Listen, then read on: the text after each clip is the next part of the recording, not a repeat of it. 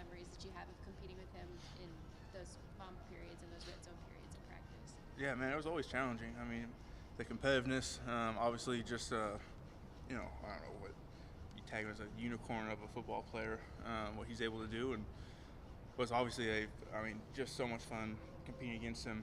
My first memory of him was when he came in.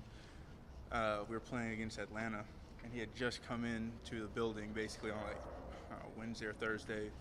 Might even been later than that, but they basically were like, "Hey, look, you're just guarding Julio the whole game," and he came in not knowing any of this stuff and just locked down Julio, man to man. Just that, it was unbelievable to watch someone like that be able to play like that against one of the best receivers of all time, and speaks to just the kind of player that he is. He's special.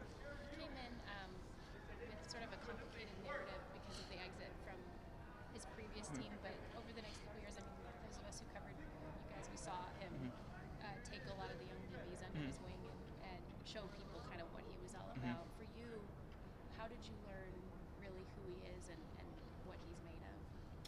Yeah, I think it is just. I think you learn a lot about people just in the ins and outs of it. In this building, there's a lot of time where a lot of people don't get to see him, but we are seeing him, and I think that tells you a lot about a person.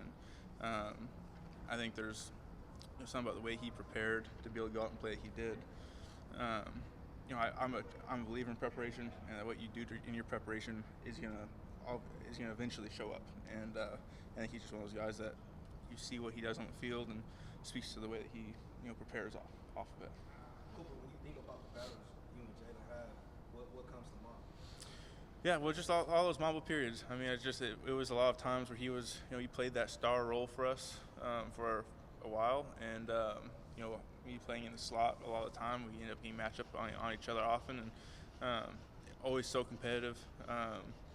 Physicality and the urgency that he plays with, it makes you meet him there. You can't hesitate at all, and it was something I appreciate about the way that Jalen played the game.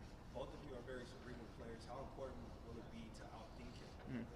Yeah, well, I think that's the big thing is we got to play our game and prepare to play against the Miami defense is very good. It's not just about Jalen, but it's also those guys that they've got. I think some guys that play a lot of football. Poyer's a real smart football player. Got a lot of respect for him at safety. Talk about a lot of guys on that defense that just have played a lot of good football and are playing good football right now. So, it's about playing within our own game and knowing that we do what we're supposed to do. That's all we can do. Don't get out there and try to play chess against someone. Just handle your business. When you think about being tough as a receiver, what comes to mind?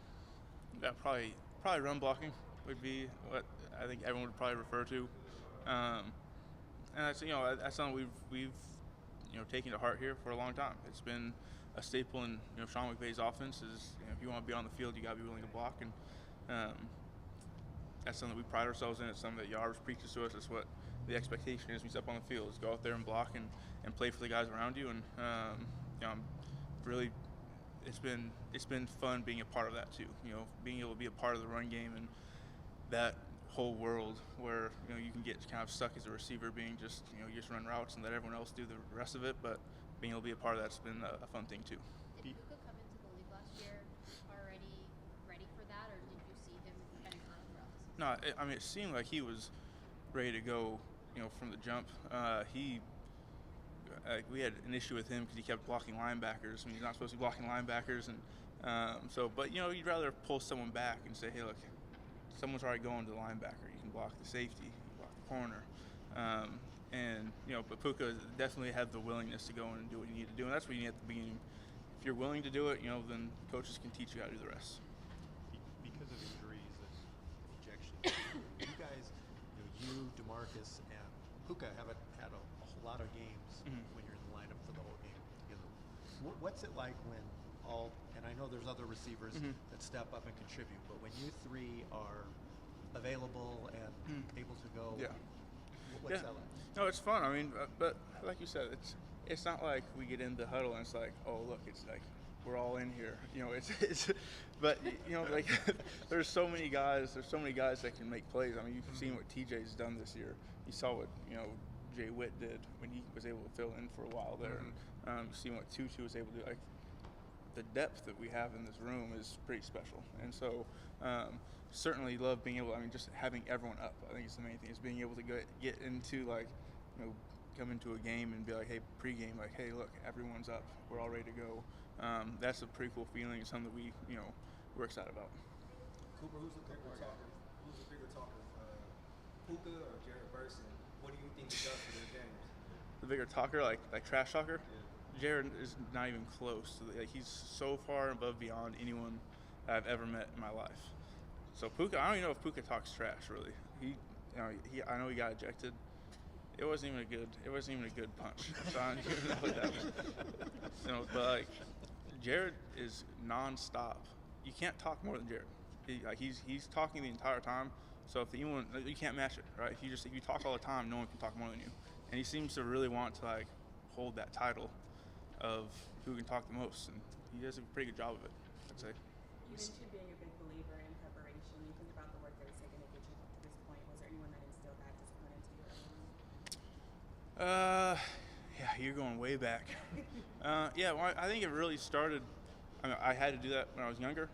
It was just a habit that I formed when I was a kid, and I'd probably say it goes all the way back to a conversation I had with my dad on the way to basketball practice one day, where he's just like, if you want to do the things you want to do, you're going to have to outwork everyone.